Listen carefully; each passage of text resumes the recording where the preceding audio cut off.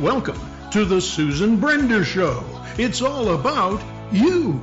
Featuring shows on health and wellness, the performing arts, politics, and people who inspire you to be your very best. And now, here's Susan Brender. I'm Susan Brender, and this is the Susan Brender Show. Today, my guest is a journalist with extensive experience in print, weekly, daily, and magazines, radio and television news, both writing and on air, wire service, assignment, and freelance. He publishes and edits a monthly publication. Currently, he's researching and writing history-related articles and books, and also providing media service for clients, works from office at his home in Bayou in the Louisiana area. And I have to welcome to our show, Larry Jorgensen. Thank you, Susan. It's a pleasure to be with you and to share some of the experiences we've got here. Well, experiences you sure do have. And I have to just say to you that, you've been involved with what you call the Coca-Cola Trail. That intrigued me a lot when I heard that. I said, the Coca-Cola Trail, the stories about Coca-Cola must be huge and must go back a long way because, my goodness, I mean, even as a little girl, and I'm not a youngster, Coca-Cola was the hottest thing around. Pepsi took second place. Coca-Cola took first place. So what was the motivation and purpose of your book called The Coca-Cola Trail?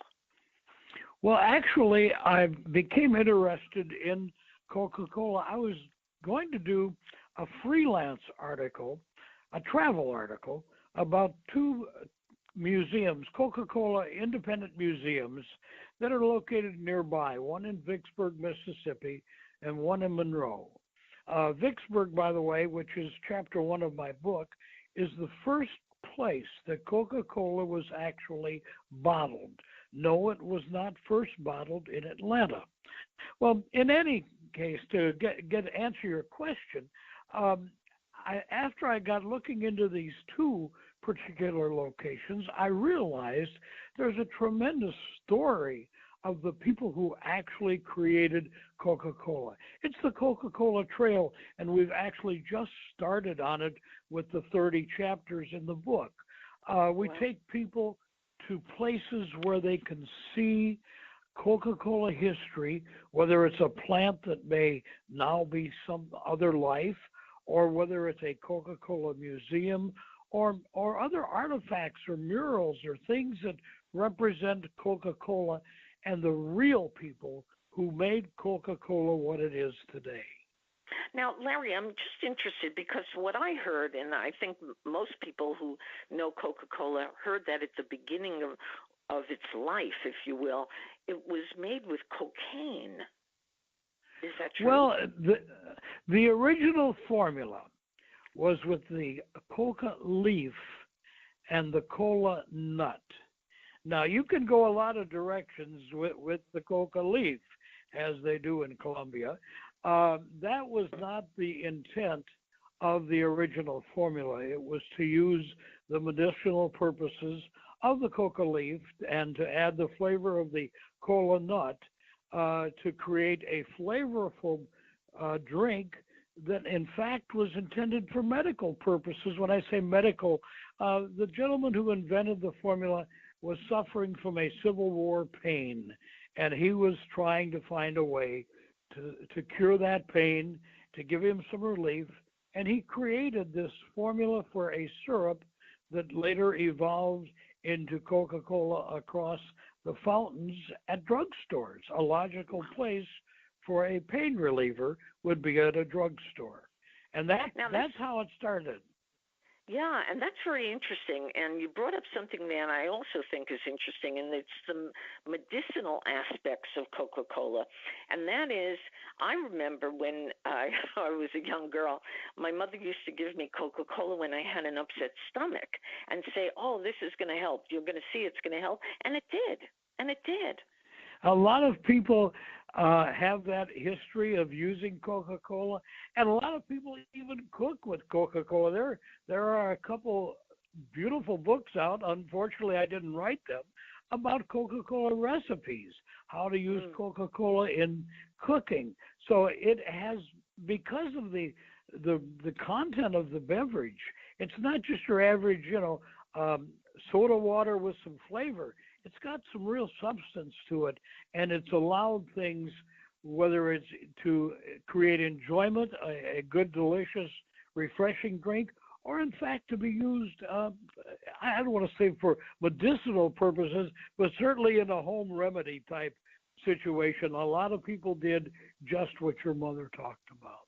Yeah, and I remember traveling, believe it or not, you ready for this? I was in Australia, and I was in the wine country of Australia, and I remember going into this restaurant, and a whole wall was dedicated to Coca-Cola, and they had all kinds of objects, Coca-Cola signs, Coca-Cola bottles, Coca-Cola glasses, you name it, they had it.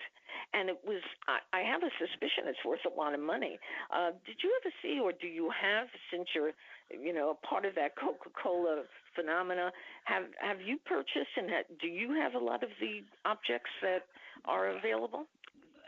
I have not become a Coca-Cola memorabilia collector, but have met a lot of them. And your story about Australia is extremely interesting because I've had several Coca-Cola memorabilia collectors from Australia purchase the book. I actually did an interview with an Australian radio station down there, and they have a very, very active Coca-Cola collectors organization. Obviously, here in the United States, there are Coca-Cola collectors in every state. And many times there's several chapters in every state. And incidentally, they will be holding their national convention in Atlanta the first weekend in July. It is definitely big, and some of the memorabilia can be extremely valuable. A good example, there was a Coca-Cola bottle that sold about 3 weeks ago at an auction for over $150,000. Oh my! And it was a very unique prototype. And you get together with a group of Coca-Cola collectors. A lot of them specialize in certain things, but they all want some memorabilia with a story to it. And there are certainly a lot of stories. I bet. Which brings up, what in your opinion contributed most to the early growth and popularity of Coca-Cola? Well, I think it's very simple. It was entrepreneurs who saw what they thought could be an opportunity and invested time and what little money they could find and a lot of effort to create Coca-Cola bottling in their community. See, what happened is Coca-Cola originally never thought there was much value in bottling Coca-Cola. They were interested in selling the syrup that would be used over the counter to make that good old soda fountain drink.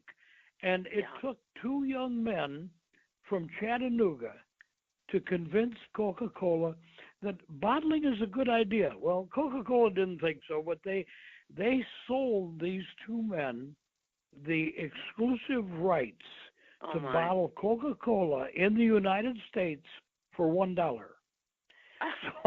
So these two gentlemen go back to Chattanooga, and they're like, how in the world are we going to get this done? You know, they weren't wealthy. They did start one little bottling plant, but all of a sudden, you know, the light went on, and they said, wait a minute, we've got the rights. We'll sell territory. We'll sell Coca-Cola territory to would-be entrepreneurs. I just have to interrupt you for a second and say, was that the first franchise? That, as far as I know, was certainly one of the early, if not the first, franchise opportunity. And what a way, if you've got a product and you have several hundred people investing in selling your product with their money and their time and effort, that's what made Coca-Cola. It was all these entrepreneurs all over the United States that said, this is a good product. we're going to get in on this. We're going to start, so they'd pay their fee for the territory, get a 50-mile radius of their town, whatever. And the unique thing is that the gentlemen that were selling the territory, they maintained a master distributorship for the syrup. So if you bought a Coca-Cola franchise, you were required, in order to maintain the quality of the product, to use the original Coca-Cola syrup. Well, guess what? The two gentlemen that sold you the franchise were also getting a commission on every gallon of syrup that you bought. So they made out rather well with their investment. I'll tell you something interesting, Larry.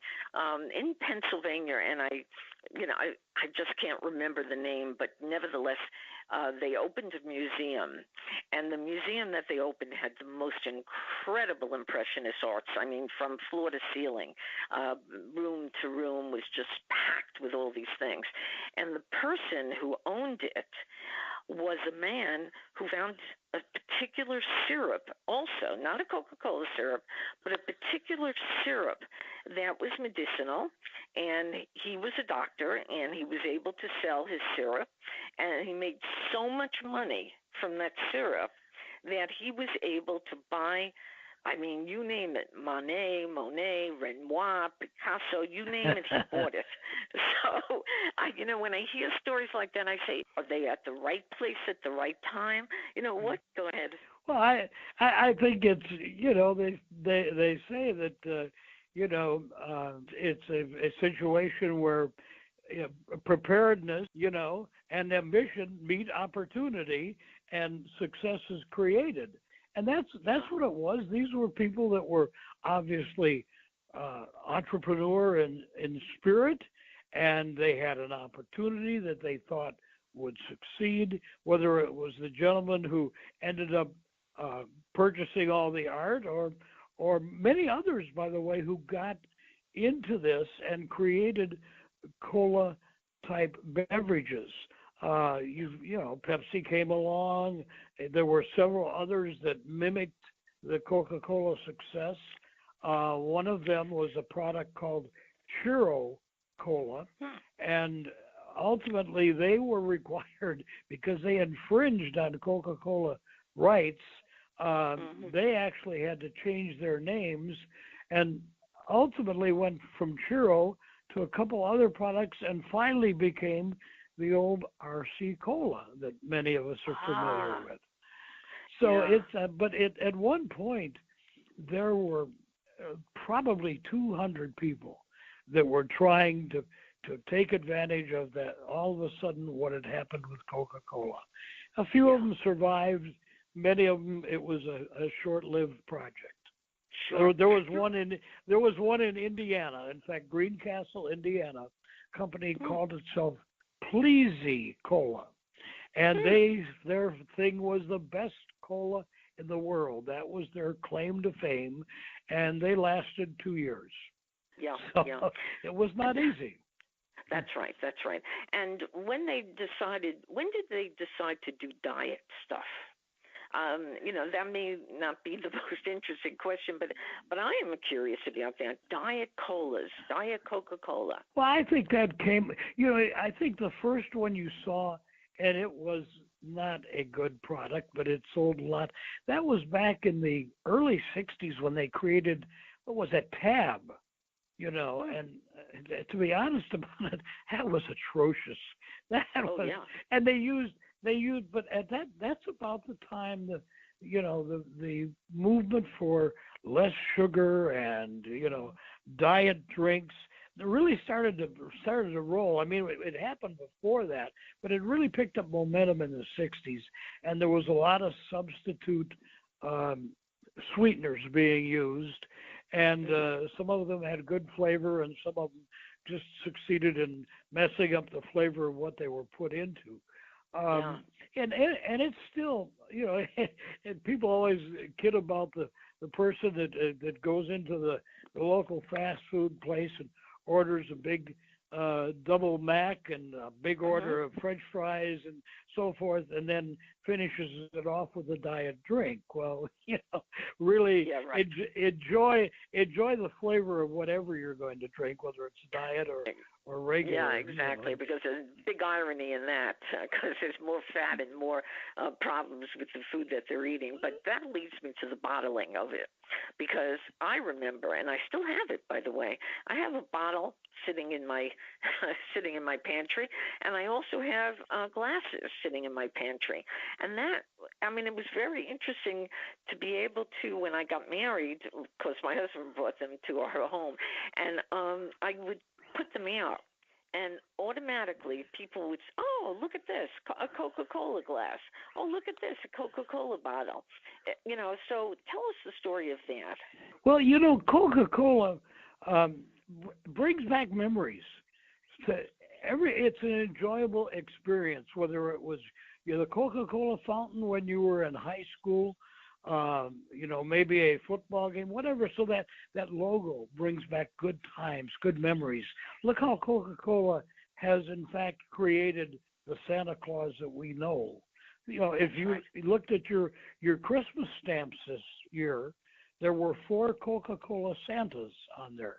Those Santas on your Christmas stamps were in fact the images created by Coca-Cola. The Coca-Cola name wasn't on the stamps, but those were Santa Clauses. As far as the bottle, again, going back to that time when everybody was getting into the act, Coca-Cola, one of the problems, there was no uniform bottle. And so it was easy to say, well, look, I have a cola beverage just as good.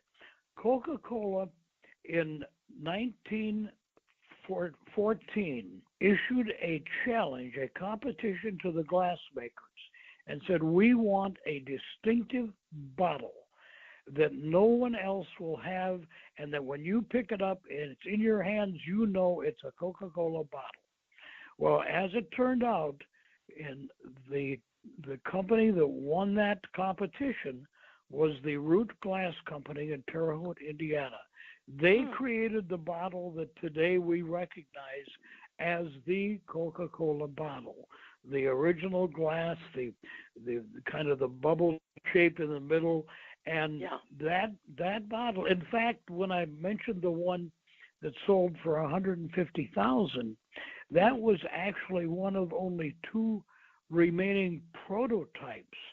The bottle itself came out in 1916. The prototype for the competition was made in 1915, and there were only 2 of those remaining, and that was one of them. So once they established that bottle, that is really what helped create the Coca-Cola memory. People remember that bottle, the script logo that Coca-Cola has maintained all these years. You can find it on so many things. And why? Because it's that name that brings back the memories. It's not that deck of cards that has the Coca-Cola logo or that glass that you're talking about. It's the logo that makes the glass. It's memories. It's good memories. Yes, very, very good memories, in fact. Although I just want to know, you just mentioned 1914, which was the beginning of World War One, and of course World War Two. You look at some of the movies, and in the movies, certainly they're not drinking only Coca-Cola, but Coca-Cola is represented in these movies during the war. Well, during the war, Coca-Cola said, our soldiers overseas are going to have Coca-Cola. And Coca-Cola literally created small Coca-Cola bottling plants overseas to make Coca-Cola for our fighting men overseas. And you could bet when they came back from war, what did they want? Coca-Cola. It was a brilliant move, and at the same time, it was a patriotic gesture to support our fighting men overseas. Coca-Cola really did an honorable thing, a patriotic thing. They supported here in the United States. They had so much advertising that was Coca-Cola supporting the war effort or supporting the buy a bond effort, whatever. Coca-Cola really got behind it as an American company, and the residuals of that continued on long after, continue on today. There's a situation which I think is very interesting, that Coca-Cola is located in Atlanta, Georgia, and there's been a lot of shakeup in that company. From the president down to others, there's been changes. Do you know of what's going on? Well, that's true, and I think what you see with Coca-Cola is you see a company that has really become a major beverage company. This is the thing where Coca-Cola and the Coca-Cola distributors and bottlers that we know today, this is why they are successful. There are so many products that are Coca-Cola products that a lot of people don't even realize that whether Coca-Cola owns the product in total or is an investor in the product. I mean, things, for example, one of the most popular energy drinks, Monster, is in fact a Coca-Cola product. You know, they bought Minute Maid. There is a brand of milk that they have bought into that's on the stores right now. I think it's called Fairlife, if I'm not mistaken. That's amazing.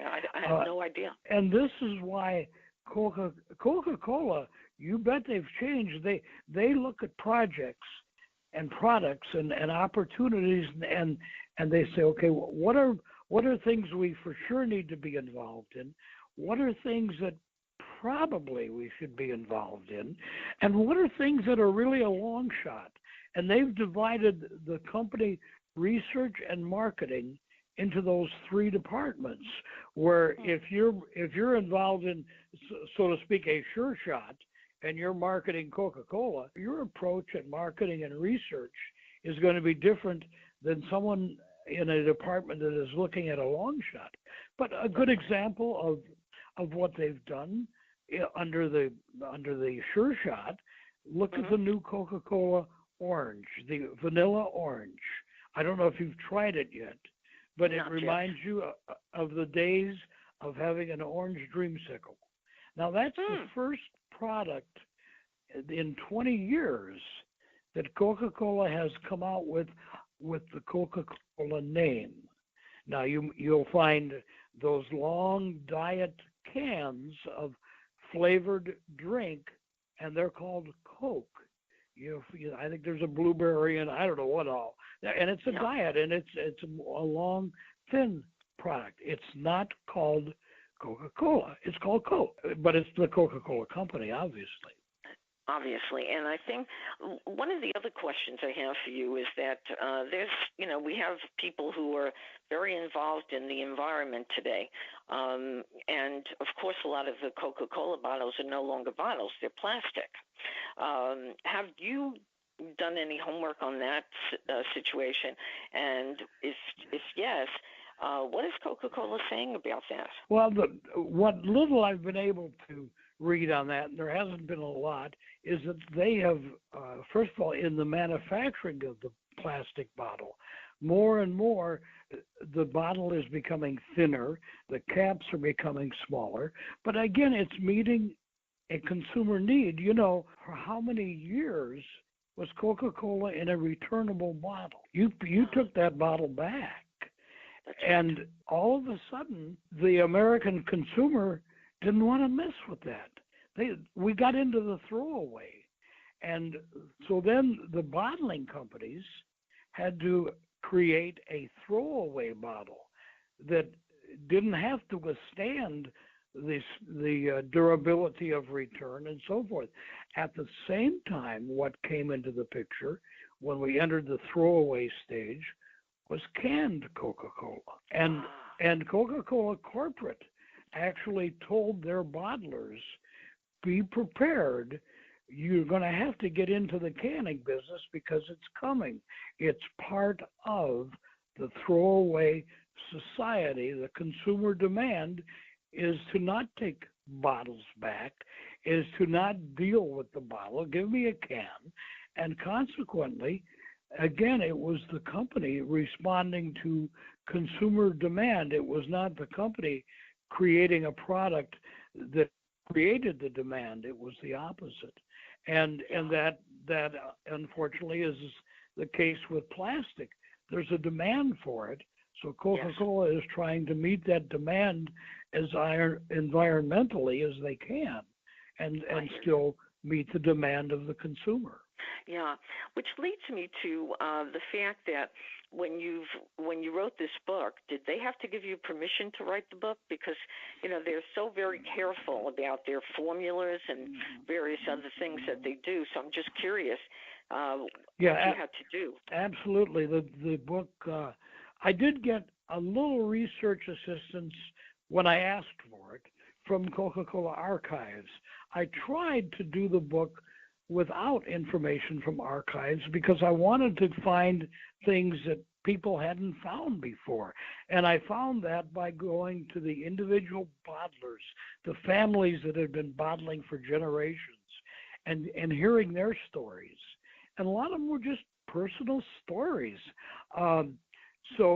But yes, to answer your question, as I put it together, I realized the necessity of having the book approved, licensed, whatever, by the Coca-Cola Corporation, and that's a process you go through as well. And I went through it. It was no problem. In fact, I've seen books licensed by Coca-Cola that authors have come out with that weren't 100% featuring the good things of Coca-Cola. But they were factual, and Coca-Cola said, yes, we will license this. It's part of our history, and people need to read it. So I think as long as you deal with facts and present them, that Coca-Cola is more than willing to work with you on your product, whether it's a book or how many other things are Coca-Cola licensed. Good grief, walk into a store, it's everywhere. And that's the interesting thing with my book, that unbeknownst to me when I started this, I didn't really realize the market I was getting into in book sales. You think, well, I'm going to write a book, it'll go into a bookstore. True. Sure. But where it has really gone is into the country stores, the general stores, the museums, any place you would walk into where there's a Coca-Cola memorabilia hanging on the wall or maybe for sale, those are the people that are selling my book as well. So, and it's something I hadn't really anticipated. The Coca-Cola collectors have bought the book. The clubs have bought many copies. So it's been an exciting pleasure to produce a book that has so many different markets. Everybody has a Coca-Cola memory, That's what it boils down to. Yeah, and that brings me to we only have a few seconds, but there must be a story that set apart from all other stories, something that you experienced when you were writing the book and when you're doing your research.